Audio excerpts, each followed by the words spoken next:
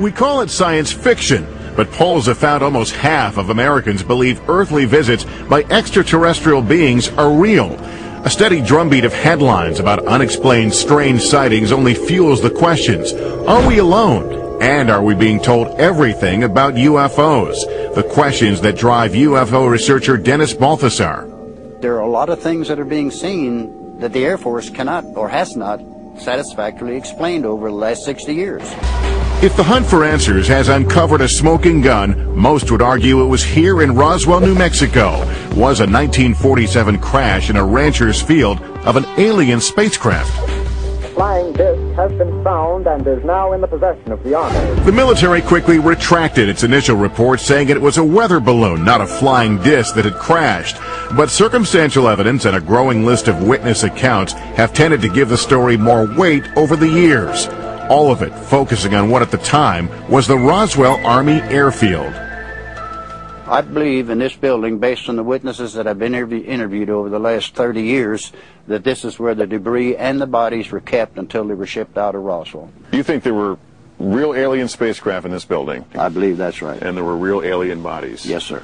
If you believe it was an alien spacecraft that was brought to this Roswell hangar more than 60 years ago, then it's reasonable to conclude that today it would be stored in some sort of top-secret government facility, which is why many people believe the answer is not to be found here, but in the Nevada desert, in a place called Area 51. For years, the highly classified Nevada Air Base, shrouded by mountains, has been an open secret, where over the years, hush-hush new aircraft and technologies have been tested. But it was physicist Bob Lazar's 1989 claim of having worked on recovered alien spacecraft at an adjacent desert complex that made conspiracy theorists believe Area 51's secrets went much deeper.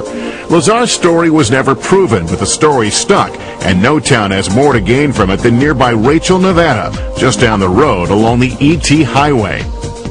I get people through the door every day that claim that they've been abducted. All around the world, they come here. Pat Lodenclaus has made aliens her business. She's been running the Little Ailey Inn for the last 20 years, a popular stop for the curious. Where is it? Have you really seen any? You know, those are the questions. Where is Area 51? Visitor Ken Langley is sure he saw something and thinks his recent sighting was beyond the U.S. military scope.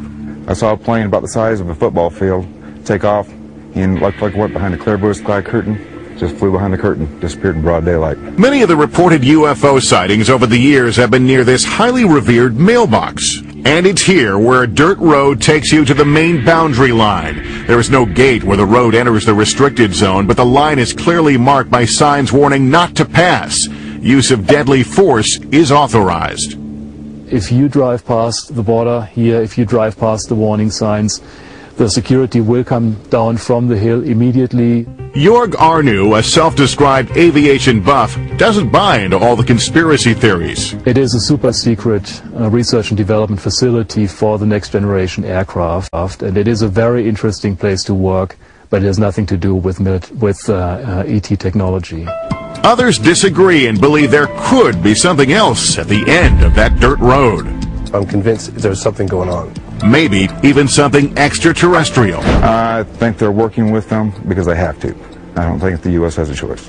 It would be a logical place to keep it because of the secrecy involved with the base. Dennis Balthaser, who has spent years trying to unearth the mystery, says the public deserves to know the truth. Is it possible through all this secrecy that we're just making things up, that we're chasing ghosts? We're not making it up, and wouldn't it be better and get rid of the conspiracy theorists if they flat come out and say, we do have some things that we're working on, but we can't go public with it?